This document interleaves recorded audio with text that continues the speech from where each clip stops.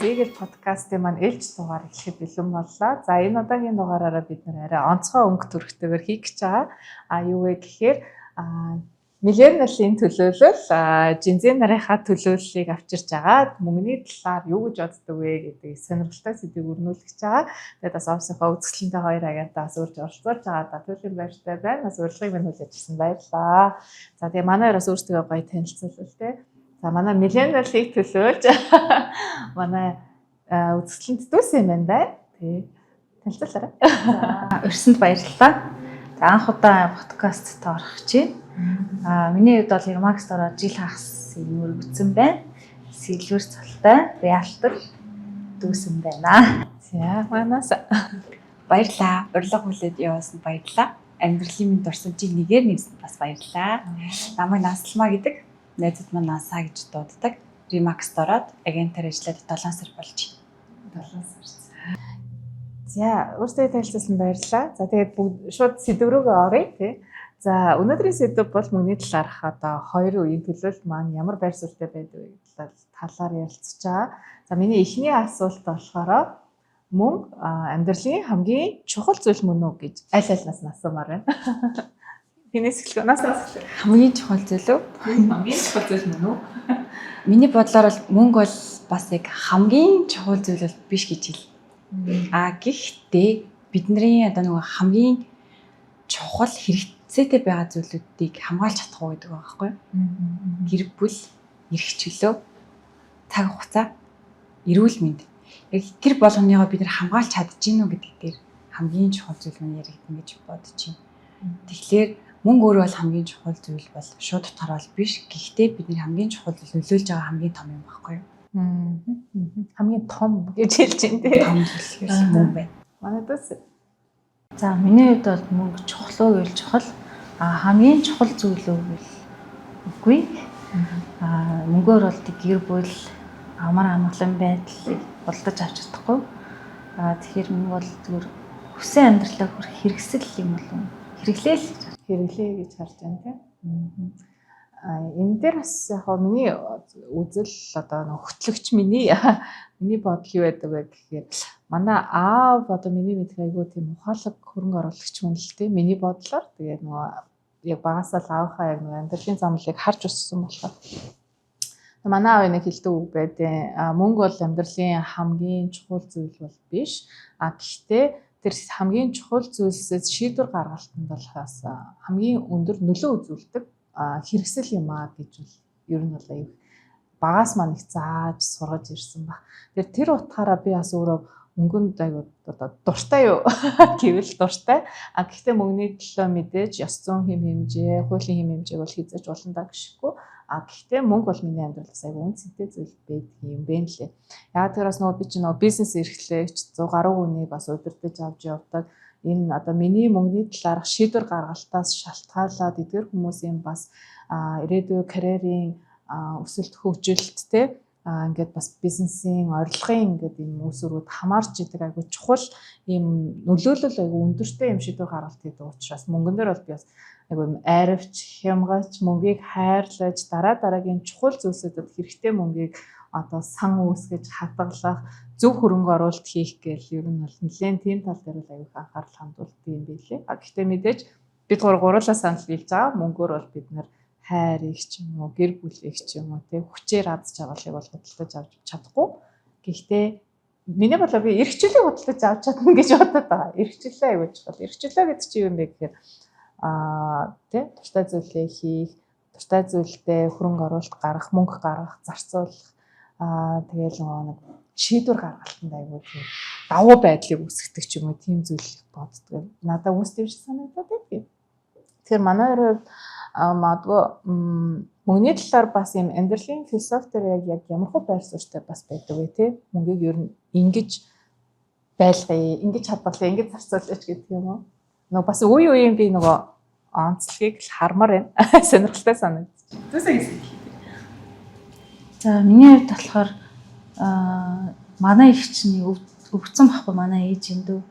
Тэгээд тийм нэг хими цирроз болоод тэгээ ингээд тухайн үед нөө хаалгаанд орох гэсэн чинь мөнгө төгрөг бас ингээд ах トゥ нэгээс ингээд тэр үед бодож исэн байхгүй. За ер нь бас ингээд мөнгөтэй байсан бол хин нэгний гоохгүй бас ингээд өчөх ёстой маань. Ер нь хүн бас мөнгөтэй байх хэрэгтэй юм байна. Байж ах хэрэгтэй юм байна. Тэр үед л бас мөнгөний одоо үнэ цэник гэх юм уу? Ер нь одоо цаашдаа унтжсэн гэсэн ингээд байн мөнгө орж ирж идэх тийм л амьдрал өөрхийг хүсэл зараа явж байгаа. Тий. Миний хувьд бол мөнгө бол би бол ингэж боддог. Одоо багасаа амьдарч байгаа орчин хандлагаас шалтгаалдаг. Ер нь бол хүмүүжлээс гэж хэлж болно. Одоо би бол нэг амар мөнгийг шалдаг хүн бол биш. Би бол өөрийгөө тэгж боддог. Гэхдээ яг ээж аавынхаа одоо нэг насыг юм уу эсвэл хийж байгаа ажлыг юм уу цаг хугацааг нь бодглохоор би шаналтай баймир санагддаг байхгүй юу? Тэр л яг миний одоо яг одоогийн байдлаар хамгийн чухал зүйл гэж би баардаг. Тэрнээс бол би бол өнөөдөр өөрийнхөө зорилгыг, хитийн зорилгыг ч юм уу тий өнөө маргаашаа харсандаа ч юм уу ойрын 5 жилийн зорилгыг харах юм бол би тэрэнд бол ярихгүй. Би зөвхөн хөрөнгө оруулалтаа хийгээл явж байна. Гэхдээ миний хамгийн чухал байгаа зүйл маань хэрэгтэй байвал би шунана гэж боддог. Шунна. Нэг асуулт асуумаар санагдчихлаа. Манай өөртөө мөнгө үнэхээр хамгийн чухал юм байна гэж бодмоор тийм үе гарч ирсэн үү? Ямар чухал юм бэ гэж тий. Одоо хамгийн чухал юм байна гэдэг юм уу? Хүний амьдрал чинь ингээл янз бүрийн циклд орж тий. Тэгээ тийм жишээ ч юм уу? За би хятад сурч байхдаа эхний жил нөө явахдаа бас зээл авахгүй зээл аваа явцсан. Тэгээ анх нөгөө бас гадагшаа явж байгаа мэдгүй танихгүй газар гэдэгтээ хамгал бүх мөнгө цацаж болох. Одоо жишээл газраар явах ёстой байсныг нь онгоцоор яваад тэгээ тэндээс сургуулийнхаа оюутнуудаар тасуулаад ингээ баг ангшрыг үйлчлэгээ авцсан. Тэгээ эхний жил очиод нэг өр зэглээ төлөх гээд нэлээд чардаад. Тэгээд нэг 10 ч яваагүй байж үзлээ. Тэгээд за тэгтэл ирсэн мөнгөний яг үнцнийг ойлгосон. Тэгээд цаашдаа эхний жил ингээд аюу цамаа өссөн байгаа байхгүй юу? Хууц хоноор ингээд гой дэлгүүрсээл монголчин бас тэгээд тухайн үед бол нэг брендийн дэлгүүр бас ховор ялаа штэ. Тэгэл тэнд ч очивол эхний жил бараг шопинг хийгээл. Тэгээ 4 хэдэн төгрөгөө тэгэл бүх юм ямар ч хадгална гэдэг тийм нөгөө ухамсаргүй байсан юм шиг байна тухайн үедээ. Тэгэл Жинзэн нарын үедээс нөө. Тийм 20 хиттэй л байсан баг. Дөнгөж их сургуулаа төгсөөд нэг 2 жил ажиллаж байгаа л явцсан байхгүй юу. Тэгэл дараа за мөнгө олчингуудаа за 10 он ч хэцүү. За хоолгүй болохоор чи хоолч бас үнцэнтэй хаад санагдаж байгаа гэж. Тэгээд хадгалах хэрэгтэй юм байна. Яг хүний нөгөө нэг мөнгийг яа юунд юу гэж хардна бас чухал юм санагдсан. Би одоо ингэдэг байхгүй мөнгөөр болохоор хувц хоноор одоо жишээлбэл авахгүй байж чадж байгаа юм. Гэтэл миний яг ингэ дуртай юм мөнгөөрөө юу хийх дуртай вэ гэхэд би аялга аяг дуртай байхгүй. Тэгэл мөнгөө дараа жил нь юусэн нэг ч хувц хоноор авахгүйгээр 6-7 улсаар ингээд дараагийнхаа тэтгэлгийг аваад одоо хөрөнгө оруулалт гэж хараад тэгээ явж ирсэн. Одоо хэдэн жил сурсан? 4 жил сурсан. 4 жил хугацааны амар ингэ жил болох өөр амьдралаа амьдэрсэн байх. Тэгээ бас ухаан гоё баялаг амьдэрсэн юм шиг. Нэг өдрийн хаан байсан дээр гэдэг шиг амьдэрч байгаа л гэсэн. Байхгүй болохоор яг нөгөө мэдэрч эхэлт юм блэ. Мэдэрдэг илүү нөгөө өөр дээр. Амьдралын хичээл авсан юм байна да тий. Манай насад тийм үг байдаг. Яа мөнгө амар чухал юм байна гэж бодохоор. Мөнгө амар чухал юм байна гэж юу? Яг юу одоогийн байдлаар бол бүр яг тийм зүйлтэй яг нүр тулаагүй. Яа тэгэхээр би өөрөө нэг шаардлагагүй зүйлтэй бас мөнгө өгдөг байхгүй юу? Энэ бол нэг шаардлагагүй зүйлтэй мөнгө хүрээд байдаггүйгээс гадна хамгийн чухал зүйл юм гэж бодсон зүйл нь би нөгөө нэг ерөөдөө өөрөө ихчийн зүгээс хариуцлага өрөх юм дуртай. Хамаатан цадангаа дүн үт ч юм уу тий. Тэгээ дээрэс нь манай хамаагүй олон жил тээврэн жуулаач хийж байгаа. Тэгээ ер нь аавынхаа ажнаас харахаар аягүй гэж боддог байхгүй юу? Мөнгийг хамгийн хайртай хүнд маань яаж зориулагдаж яаж дутагдж байгаас шалтгаалаад хүн тэрийг зүгээр ингээ автоматар шууд хүнлээд ирдэг. Энэ бол ингээ чухал зүйл юм байна. Заавал байх ёстой зүйл юм гэдгийг хардаг болдог. Тэгээ бас дээрэс нь би болохоор ийм мэдрэмж авдаг. Хамгийн хайртай хүн маань өвтгөд л тэр зүйлийг гаргаж ирж чадахгүй бол юм хэцүү юм гэж хардаг. Би тэгээ ерөөдөө фэйсбүүк мөх дээрсэн хандив аяа байдаг шүү дээ. Би тэр болгоно ер нь өөдөө айгүй хандив өгөх дуртай. А тэгэд өгөж чадахгүй болохоор сэтгэл өвдөд тэрэндээ ингээ бодоод идэх байхгүй. Ер нь биеийн зүйлэнд хөрөг өвчмөрх юм, гिचмэрх юм. Яг тийм үед л их боддог. Эрүүл мэндийн шалтгаан зүйл юм. Амьдралд энэ тааж гаршгүй юм хүчин зүйл яг нэг мөнгө аягүй чухал гэдэг юм байна гэдгийг аягүй мэдэрдэг. Ер нь бол эрүүл мэнд таавж гарч байгаа тийм гинтийн яг хэрэг болох зүйл байхгүй юу? За мөнгөний талаар сэтвчээс амаргүй хэрнээ тий. Амаргүй хэрнээ маш сонирхолтой сэдв барьж авсан л да. Манай маркетингийн зөвлөх маань өгсөн сэдв байгаа гэж. За хоёр дахь асуулт нь болохоор би бас зээлийн талаар асуу гэж бодсон. Мэдээж мөнгөний талаар яригдчихэл байгаа бол одоо мөнгөний боловсролын талаар яригдчихэл байгаа бол мэдээж зээл гэдэг зүйл мэдээж орж ирнэ. Тэгэхээр би та хоёроос асуумаар байна. Хүн ер нь зээлтэй байх нь зөв юм уу, буруу юм уу? Зээлтэй байх уу? Яг зээл гэдэг зүйл чи өөрөө хамгийн ихний суур юм яг одоо нөгөө нийгэм байгаа байхгүй юу? Нийгэм. Тий. Нийгэм мэд тодруулах юм бол одоо манай төр засаг нийгэм байгаа байхгүй Монгол улс тий. Яг бид нар шаардлагатай зүйлийг маань одоо яг яаж анхаас нуус өрнөөс нь яаж өгөөд ингэ гэдэг шалтгаалж байгаа. Бид нар яг нийгэмдээ үр зээл багтай эсвэл зүгээр шаардлага багтай байгаад бид нар зээл авах шаардлагагүй. Хөрөнгө оруулалт талаас харах юм бол цаг хугацаа хэмнэх талаас харах юм бол бид нар авах шаардлагатай гэж харна. Гэхдээ зээлээ яг юунд одоо зориулж авч байгаас шалтгаалж байгаа л гэсэн үг шүү тутахаараа ихэд бид нар өнөө маргаашаа хэрэгцээнд одоо гой харагдах байдлаар зээл авах юм бол 1 сарын дараа ямар ч үгүй байна л гэсэн үг. Ер нь тийм. Тэгтээ хөрөнгө оруулалт руу чиглүүлж авах юм бол мэдээж байх ёстой зүйл. Гэтэ тэрийг яаж системжүүлж авч явж чинь төлөх чадвартай юу гэдгийг бид нар гаргасан цагт бол зөв л гэж хардаг ер нь. Зөв ба. Тусаг юу бодолтой. За би юм зээлэнд нэг дуртай биш байгаад. Яа тэгэхээр надад дарамт юм шиг санагдаад байдаг. Тэгтээ яг нөгөө хэрэгтэй одоо үн цэн бүтээх хөрөнгө оруулалт одоо үл хөдлөлтөөр ч юм уу авж байгаа ашигтай байж чадах юм бол зээл авахд бол зүгээр.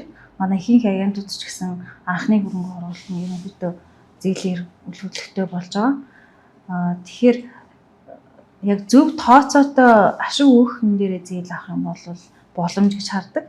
Хэрэг үнээр одоо ингээд зөвхөн өдөр тутмынхаа хэрэглээгээ хангах гэж авч байгаа бол надад зөвхөн дарамт юм гэсэн. Дарамт гэж хардаг. Дарамт гэж харна. Тэр нөгөө зээлийг яах гэж авч байгаа гэдэг дээр л бүх зүйл хамааралтай гэж манай ярил хэлж байгаа. Гой онцгой байна. Гэтэ манай ер нь зээл бол зөвч биш, бурууч биш. Яг тийм зүйл байгаа байхгүй юу. Гэтэ манай жинзийн үеийнхэн бол бас зээлийг бол зөв гэж хардаг байх гэж юус боддог шүү дээ. Хэрэглэнээс шалтгаалаад тий. Одоо ерөөхдөө сүүлийн үед явдаг юм болсон шүү дээ. Бид нар чинь одоо харахад утсыг тий маш их лизинг гэж юм. Жад аппликейшн зээлүүд аягүй их гарч иж энэ. Тэг чинь дандаа хэрэглээний зээлүүд тахгүй юу? Тий. Зүгээр нэг өмнө тавхад хүртэл та тэд 2 хувааж болно, 3 хувааж болно гэж гараад ирсэн байгаа байхгүй юу? Тэрийг манай үеийнхэн дарамт гэж харахгүй байгаа энэ одоо үеийн жоохон хүмүүс. Дарамт гэж харахгүй зүгээр би өнөөдөр энийг аваад өмсчий. Тэгэл дараа нь болох юм чинь гэж хараад. Тэр чинь дараа нь яаж төлөхөөс шалтгаалаад, чадамжаас шалтгаалаад зээл гэдэг юм чинь яригдаад байгаа байхгүй юу? Тэгэхээр нийгэм тийм болгочихж байгаад аппликейшн зээлээс авахлаа. Нийгмээс шалтгаалаад Зээлээ төлөх болсон чинь мөнгө болчлоо. Яах вэ? Дарамт өгөхгүй юу? дарамттай трийга бодохгүй байж цаадуулчих тий. би бас бодож байгаа гэж. Би бас бодож байгаа ч гэдэг ер нь бодохгүй авдаг сонголтууд аягүй их байгаа байхгүй юу? Бас байна уу? Юу хийсэн бэ хамгийн сүүлд харамсаж байгаа зээл үү? Харамсаж байгаа зээл би яг нэг шаардлагатай юм бол зараад байдаггүй. Гэхдээ бол цаг хугацаа тулаад ирсэн бол би авдаг. Одоо би энийг хэрэглэхгүй бол дараа нь одоо яг тэр зориулж хэрэглэхгүй бол дараа нь надад шаардлагагүй штэ гэж бодох үед би шаардлагатай үйл зээл авчдаг. Тэгээд тэргээ буцаагаад ингээд төлчөндөө гэсэн үеэ ингээд бодож үзээд авдаг. Тэгтээ одоо тийм за би энийг одоо өмсөхгүй байлаа гэд хэрэглэхгүй байлаа гэд одоо яах вэ? Болчих гингүүд надад чухал байгаа цаг мөчт маань тулаад ирсэн л бол тэгэл аав. Ямарсан. Би бас нэг юм нэг зүйлийг ойлгохгүй байгаа. Энэ бол одоо манай миллениалын бид нарын миллениалын Тэрс яг хизээж ингэж ойлгохож ингэж томьёог бодож дийлэхгүй юм асуудал байгаа. Юу гэхээр одоо плейтайм гэдэг. Би одоо плейтайм ерөөсөө явж үзээ байгаа мэдгүй байгаа. Тэгвэл ингэ чинь л да манай зарим нэг хүмүүс маань одоо зашлаа одоо би плейтаймд явахгүй бол одоо болохгүй ээ. Тэгээд хэдэн сарын тэдний өдөр шүү борон хэдэн сар жилийн өмнө бараг плейтэн зардаад эхэлчихсэн юм яасан ч үнтэй плейттэй. Тэгээд одоо би тэрийг авнаа. Чөлөө авнаа тэр үедээ. За тэгэнгүүтээ тэр плейт авахын тулд урдчлага цалин авмаар байна. Тэгээд цалингаа одоо амлалтын мөнгө урдчилж авмаар байна. За тэгээд ингээд ярьж марж байгаа ингээл ядгаад 3 өдөр болт юм уу те 3-4 өдөр одоо ингээд толгооноос өснөөсөө ингээд хөлөө үртэл бүх ингээд хідэн төрлийн лүг бүрдүүлээд ингэж тех хэвээр гэх ингээд тэгэл миний хадаа яг зардлал та тэр 3 өдрийн хідэн сарын зардал гараад байгаа. Тэгээд ингээд яваад байна танаа үеийнхэн. Тэр ер нь ямар бодлоо гэх. Би бол зөв гэж байна. Зөв гэж хэлнэ. Бид нэр угаасаа яг одоо нүүр талаад ирсэн байгаа хамгийн авах ёстой гой мэдрэмжүүдийг одоо авна шүү дээ. Дараа нь авахгүй. Тэр мэдрэмжийг бид нэр энэ зунд авна. Тэгээд одоо ингэ жилийн 4 хуйлал бид нар ганцхан удаа авах гэдэг шүү дээ. Би бол тэрийг хөрөнгө оруулалт мэдрэмжийн үр. Зөв үү. Манай төсөө юу ч чи тэр гой мэдрэмжийн хөрөнгө оруулалтыг авахгүй мó. Эндээс харахад яг насны ялгаа ах шиг байна л да. Би ч 20 дэд бас насаа шиг байсан. Одоо бол яг миний юу бол зөв ундаад хөрөнгө оруулна. Тэр одоо яар зэрэг тийм бол зэвчгээс өөр арга байхгүй. Мэдрэмжийн хөрөнгө оруулалт хийжсэн түүх байна уу? Дэж байна шүү дээ. Тэр мөнгөийг нөгөө юу ч биш гэж үздэг байх үедээ л. Тий. Зээл ярьж байгаа яалаа. Зээлээ тусахчлаа. Зээлийн талаар сэтгэл туссан билүү гэдэг шиг. Яг зээл тавьж байгаа л нөгөө мэдрэмж авах шүү. Зээл тавьж байгаа л мэдрэмж авахын тулд зээл аваа шүү. Тэрийг бас өгөөчтэй гэж үзэж байна. Яг одоо сүүлийн үед бас жоохон тийм болцсон. Одоо чинь сошиал яаж хөгжиж байгаа лээ тий. Instagram сүүлийн үед яаж хөгжиж байгаа лээ. Тэгээд гой өөрсөндөө одоо офтлог бүрдүүлдэг охтууд ямар их болсон блэ тий. Тэрний хандлт ямар байгаа илээ. Тэр зүйл рүү чинь чиглээд ажил хэрэг болж ийн. Тэгээд ерөөдөө цаашдаа ингэж хүмүүс бас зориг болоод байгаа байхгүй юу. Тэгэхээр бид нар өнөөдөр гой байж чадах юм бол маргааш нөгөөдөр ч дахиад гоё байж чадах тийм цаг үе ирчээд байгаа байхгүй юу. Ер нь бол. Тийм ч бас өнөөдөр яг одоо гоё байх хэрэгтэй. Яг одоо юмаа зарцуулах хэрэгтэй гэж би бодлоо. Анасаа л ер нь бол плейтайм явах гэж байгаа үе байна. Явна байна. Бас явдаг ёстой юм. Тэгээ шүү. Тэгээ тэрүүгээрээ бас хандлт авчдаг гэдэг өөрийгөө зөвтгөөд. Тэгээ дараах юм байна гэж. Тэгээ хаад энэ ч буруудах ямар боломж авахгүй хүмүүс нөгөө нэг амьдралаас авах кафе нөр тий хүсэж байгаа зүйл нь өөр юм байна. Би ер нь плейтайм намайг аваад явах юм. Нэг жил явсан уусаа тэгээд тэр тийш явдаг л тий. Плейтайм систем олон жил явчихж байгаа шүү дээ. Тэгээ 10 жил минь 10 жил. Хэдэн жил явж үзье. Оо иш 11 жил. Яаш гарах байлаа. Сүүлийн би баг 3-4 жил бол явж байгаа. Тэгээ эхний жил бол явахдаа бол нэг тийм ачаал бүтлэхгүй явдаг байхгүй юу. Тэгээ дараа жилээсээ тэгэл айгүй их ачаал бүтл гэж явдаг болно. Гой мэдрэмж авна. Тэгээ чинь дурсамж бүтээн. Угаас идэвчтэй хүчээ бид нар билет танд явж ийн гэж явж байгаа бол тийм. Өнөөдөр таарж байгаа юм бүх маань дахиад хэдэн жилийн дараа таарахгүй байхгүй. Үгүй ер нь бол би дүүтэй. Ер нь бол яваад ч явдаг байхгүй. Яваад гэсэн. Ингээ одоо ингээ бүр их юм бол өнөөдөр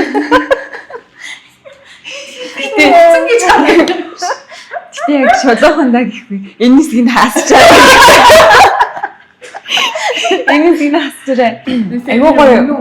Наач тий 9 цаг 10 цагт орондоо орохыг хичээдэг хүн болоод тэр билээ. Яа ой тавчлаад хэлэх юм бол өнөөдөр таарж байгаа юу бүх чинь тэгэл 40 наснаас нь таарахгүй учраас өнөөдөр өмсөдгөө таянда яваарай л гэж хэлнэ. Сэтгэлээр онж баярлаа. Чи юм хэлэхгүй ба та хэлээнэл үеигээ хамгаалаад юм хэлэхгүй байж. За. Тэгээ яг хөө зээлийн талаар бол тэгэл гуруулаас тэгэл нэгцэл болох юм болж байгаа юм л да. Тэгээ зээлийг яг яах гэж авч байгаа юм бэ? Зарцуулалт нь юунд хэрэгтэй. Тэгээ нөгөө яг зарцуулалтыг хувцас зарцуулсан байлаач тэр бол эвээгээд надад одоо сэтгэл зүйн нөгөө юу өгч илээ айгуу гоо нэрхсэн. Чи өгөөч өгчээгөл болноо гэдэг. Тэгвэл манай өний хувьд болохоор илүү урт хугацааны одоо нөгөө том модалтай авалт хийх зорилттой бас зээл авах боломжтой гэж үздэг байна шүү дээ. Тэгээ бас өөрөөсөө бодчихлээ л та зээл миний үед ямар дуучтай юм бэ? Бизнес эрхлэгчний хувьд бол яг одоо бас ментортэй байсан. Тэгээ манай менторч тэгээд ер нь манай таньж мэддэг одоо энэ санхүүгийн сургалтууд өгдөг хүмүүс маань тэр ер нь бол зээлийг бол заалах хэрэгтэй гэж үздэг юм лээ. Бизнес дээр энэ зөвшөөрөл болж өгдөг. Бизнесийн одоо бизнес эрхлэгчийн маш том нэг сахилга баттай боддог. Дээрээс нь урт хугацаанд ингээд өгөөж тооцоолж чадах юм бол зээл чинь ингээд бизнесийг скейл хийх буюу хэд их том тусалтай зээл гэж үзэж байгаа. Би ч одоо ерөөсөө зээл авч байгаагүй юм байж байгаа. Энэ жилээс хамтдаа зээл авч үзсэн. Ер нь бол яваа бас зээл авч тэрэндээ бас яг санхүүгийн боловсролоос нэмэгдүүлэхий, сахилгатаа сайжруулах гэж боддог. Тэгээд би сатай гэжсэн нөгөө санхүүгийн сургалтууд дээр хэлж өгдөө шүү дээ. Ер нь бол өгөөж өгж байгаа зүйл байвал тэрэндээ хөрөнгө оруулалтыг бизнесийн зээл авах юм бол байж болох зүйл гэж ярьдаг. Өгөөж гэснээр сайн нөгөө мэдрэмжийн өгөөж гэдэг шиг манай ер нь өгөөж гэдэг юу ч ойлгохгүй бай. Амар гоё өгөхтэй болчихлоо би. Мэдрэмжээ.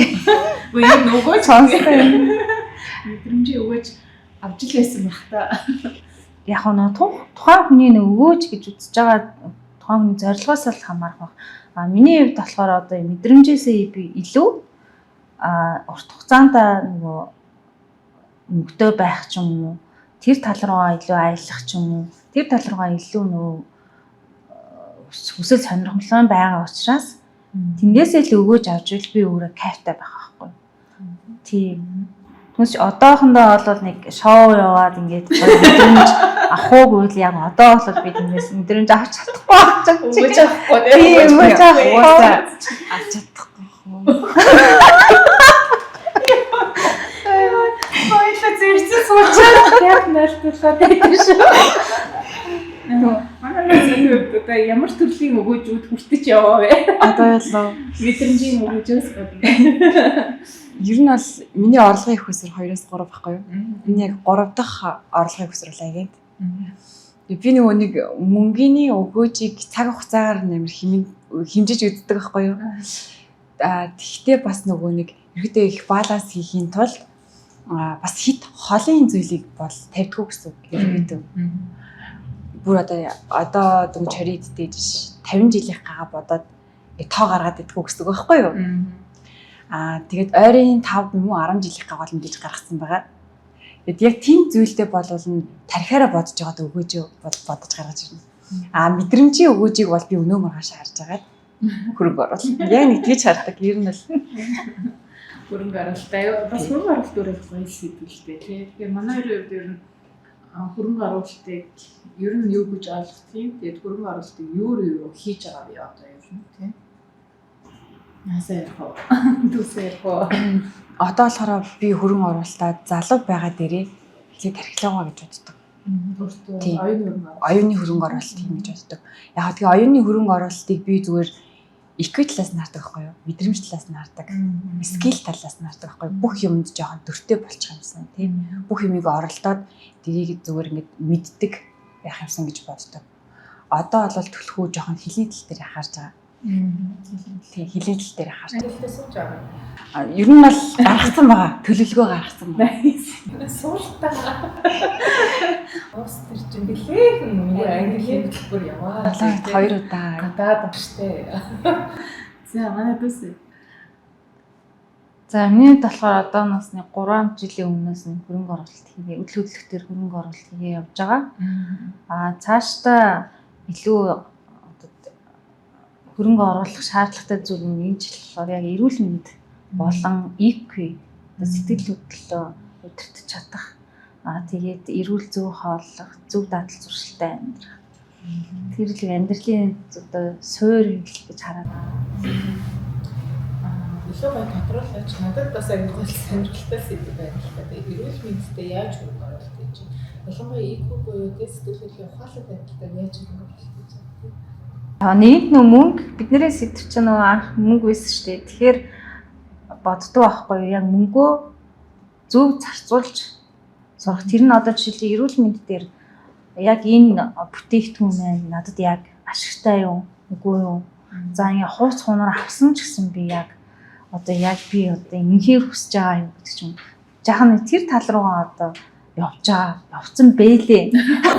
Нэг мэдсэн чинь л тэгэхээр одоо бидний ярьж байгаа үг за сонсоод хүртэл ямар ингээд үгүй авах уу, ямар юм одоо ингэ дээрээ ч гэсэн гоё юм ингээ харах бүх юм ингээ ач холбогдол өгдөг болсон. Миний айл болох тийм нөө стресстэй мэдээлэлээс хол байх гэдэг ч юм уу, зүү юм байх, хэрүүр урдаа юм сонсохгүй байх. Тэр тал чи бүгд л эрүүл мэндтэй холбоотой. Тэгээл зүү хооллолт хамгийн чухал нь одоо тэр нийгэм сэтгэл мэдрэмжээ удирдах. Одоо тэгээ уурлаад байвал яаж тэрийг ингээд тооч бид нар саяхан гэсэн сэтгэл зүйн зөвлөгөө авсан. Одоо яг тэр хүнийхээ би одоо Монгол дахь төлөөлөгч болж байгаа. Тэгээ олон байгууллагатай хамтраад ажиллах байх. Сэтгэл зүгээ одоо зөв удирдах энэ жилийн зорилго маань тэр эрүүл мэнд эко-ирал зөв удирдах сурч гэсэн байл гэж бодож байна. Тэр төлөвлөгөө оруулж байгаа цаг хугацаа санхүүгээр хөрөнгө оруулалт гэж нэрлэдэг. Тийм. Хөрөнгө оруулалт тийм ээ. Хөрөнгө оруулалт гэдэг нь бас ямар ойлголттой юм гэхээр би хөрөнгө оруулалтыг би аливаа нэг зүйл рүү санхүүгийн хөрөнгө оруулалт тийм цаг хугацааны хөрөнгө оруулалт, энергийн хөрөнгө оруулалт оруулж байгаа юм бол тэр нэрийгээд ямар нэг байдлаар за өгөөж хүсдэг гэж боддог. Тэр нь болохоор ямар өгөөж байх хэрэгтэй вэ гэхээр ирээд дахиад санхүүгийн өгөөж болон эрүүл мэндийн өгөөж тэгээд энергийн буюу аз жаргалын өгөөж заавал авах хэрэгтэй гэж боддог байна. Тэгж бодоод аливаа зүйл хөрөнгө оруулалт хийгээд ирэхээр миний цаг хугацаа, энерги зарцуулалт, санхүү гэдэг зүйл чинь маш чухал юм. Бодох хэрэгтэй, үнсэн өгөх хэрэгтэй, чухал юм амьдралын талбарууд болж байна. Хөрөнгө оруулалтыг бол миний хувьд бол ойлголттой. За нэг л гурлаа одоо миний сэдвийн талаар ярьж байгаа юм чинь бас нөгөө манай подкаст ч бас хамгийн бол сонирхолтой хүмүүс нэлээд байна. Тэр нөгөө аюул сонирхолтой сэдв нь байдаг. Тэгэхээр агт ямар орлоготой гэдэг сэдв байдаг байхгүй юу. Тэгэхээр бас нээлттэй бас хоёроос асууж болох уу? Манай хоёр юм бол нууц биш бол орлого хийвээ. За агентийн хувьд болохоор тогтмол орлоготой байдгүй, зарим сар өндөрч, зарим сар тарцсангүй бага байх тохиолдол байдаг. Тэгэхээр цаашдаа энэ орлогоо илүү нөгөө доктордоо болохын тулд илүү нөгөө үйл хөдлөлтөөр хөрөнгө оруулалт хийгээд. Тэгээ эхлээд бол би бол ингэж харж байгаа байхгүй юу. Агентийн ажлыг анх яагаад сонирхох болсон бэ гэхэлэр ойрын нэг 10 жилдээ яг тогтмол байж чадахгүй гэдгийг харсан. Бид нар 8 цагийн ажил тогтмол 10 жил ажиллаж чадахгүй хүмүүс байхгүй юу? Өөрсдийнхөө чөлөөт цагийг чөлөөт зүйлийг орхитуулахгүйгээр тогтмол орлоготой хийж чадахгүй гэдгийг айгүй харж сонирхож орж ирсэн. Тэр тадлыг бол чадна. Агентийн ажил бол чадна гэж харж орж ирсэн байхгүй юу? Монголд бол одоо номер 1-т бол агентийн ажил гэж би бол хэлнэ орлогоороо. Миний яг одоо байгаа орлого маань болохоор 2-оос 3 дахь маань болохоор агентийн ажил гэж явдаг. Гэхдээ би их усруудын ерөнхийдөө нэмэх зорилготой явдаг. Одоо агент хэдэн төгрөгийн цалин авч байгаа вэ?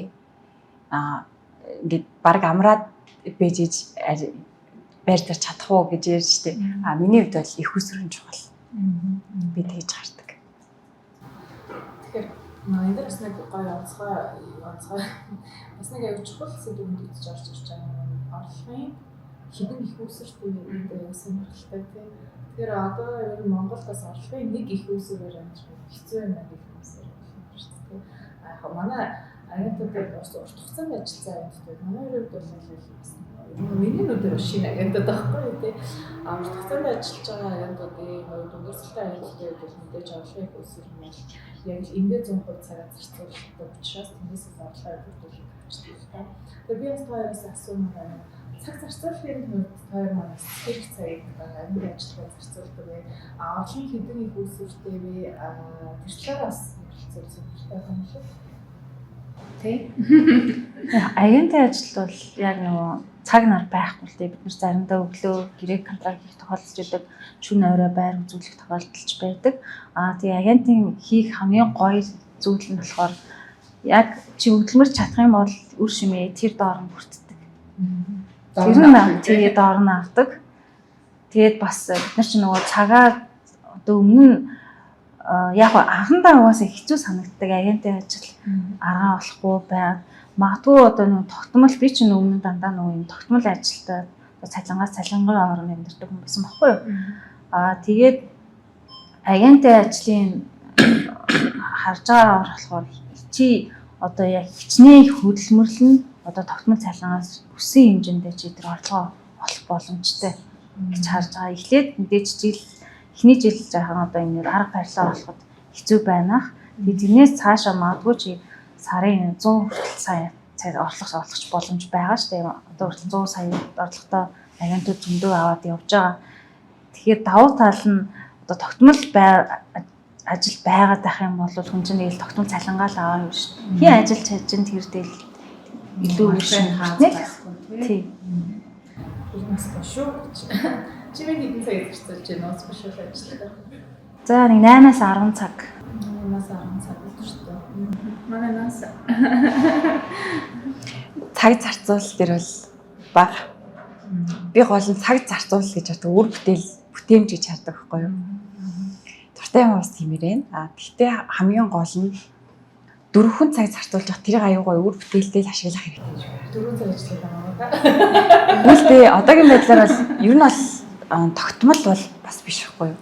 Тэнгүүд би өдөрт яг ингээд 5 цаг ажиллая, 8 цаг ажиллая гэж босчихсон бол би тэрийг 5 цагийн зүгээр яг үр бүтээлтэй ажиллах хэрэгтэй л гэж хардаг. Тэр 3 цагт нь зүгээр өөрийнхөө нөгөө нэг дуртай юм хийгээд юм оос дээр зүгээр мэдрэмж авах. Зүгээр сошиал хөгжүүлэх маркетинг хийж байгаа. Тэгээд явж болно гэж хардаг байхгүй юу? Тэгээд яг тэр цаг дээр бол би яг заавал тэдэн цаг ажиллаад ингэ шүү гэж боддгоо. Агентийн ажлыг бол ерөөхдөө скил сайтай арга барилаа хурдан олж авч чадах юм бол гэтээ манай үеийнхэн бол илүү хурдан олж авч чадаад байгаа юм шиг санагддаг байхгүй юу?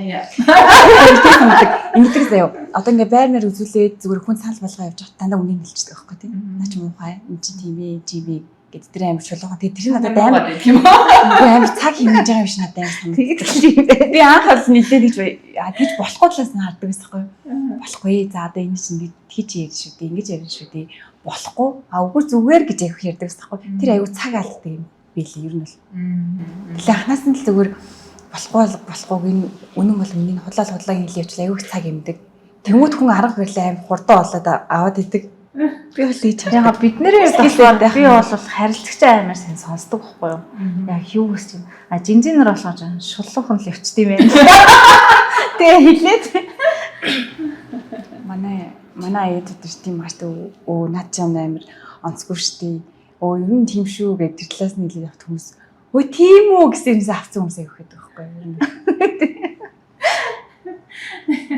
За дүүсийнхээ версийг сонсъё. Түрүүгээс айгаа бодгоо өгнө чиглээ. Ямар сони юм бэ л гэж бодчих. Яг тэ сул талын хэлэхэд бол зүгээр л дээ. Гэтэ арай л. Бид нар бол айл толхон харилцаа сонсоод илүү яг юу хүсэж юм одоо нэг 70-80% сонсч л яадаг л та. Жинжин нар бол шууд хэлцдэг юм бэ. Нэг үеийн ялгаа би гэхдээ нэр одоо нэг мөнгөний сэдвэн дээр үеийн ялгааг зарчснаас агентуудын ажлын арга барил дээр үеийн ялгааг насны хаахтар ингэж хооронднаас ярьж ингэж яаж байгаа юм байна л та. Миний нөгөө нэг борлуулалттай байна, борлуулалт идэвхтэй байна агентууд гэж хартаас яг үеийн бас өвчилж харж байгаа юм байна. Хармаар юм байна. Сонирхолтой бас идэв байгаа ч үлээ. Тэгээд манай дундаас нэрэнд хэлэхгүй ч гэсэндээ авал байвал бай гэж хэлээд зарчдаг агент бас байдаг. Битгий аваараа гэсэн биз. Тийм, битгий аваараа гэд. Битгий аваараа гэд яриад байгаа шүү дээ. Тэгээд бас тэрнээс гадна үзүүлэхээрээ за авал борог байвал бай гэд зардаг. Тэгээ энэ өмнөх подкаст дээр тэмүүлээ харсан шүү дээ. Бордох дээр л харсан. Тэмүүлээ ч нөө битгий аваараа ийзэн байхгүй юу? Тэгээд борлуулалт нэг бүрээ явчихээ тэгээд бас яг бас нэг ялгаа нөгөө анхны ажлын арга барил дээр бас нэг ялгаа нь гэвэл манай жинзэгийнхэн бас нэг юм сошиал нэлтгэвтэй байгаад тийм ш наасан. Тэгээд манай хэд яаж арай ичих болцоор баг бах тий. Би тийч ч юм бас бодсон штэ. Ер нь бол би бол сошиал маркетингийг цаг хугацаа юм хэрэмс амар хараад байгаа байхгүй юу? Бид нар бол нугасаа айгүй олон зарын групп дээр ч юм уу тийм маркетинг явж хийх ч юм уу тиймэрхүү тохиолдол айгүй гардаг. Бид нар бол залхуу байгаа байхгүй юу? Жишээ нь одоо ингээл пост тавиа шир хийхээс илүү зүгээр уцаа гаргаж бичлэг ярьсан амир амар байгаа байхгүй юу? Шууд лайдаал яриад бичлэг хийгээл битгий аваарай гэлэнгүүд одоо 1000 хүний 500 бол хардаг байхгүй юу? Тэгэнгүүт пост тэгээ шеэр хийхэд 1000 хүний 100 л хардаг байхгүй яг үндэ. Жолоохон хийхэд нөгөө нэг залхуу байгаа чинь бас ингээд сайн амар хэрэгтэй. Өсгөө нэг юм хийх үү? Үнэ. Тэр талаас нь зүг юм байна.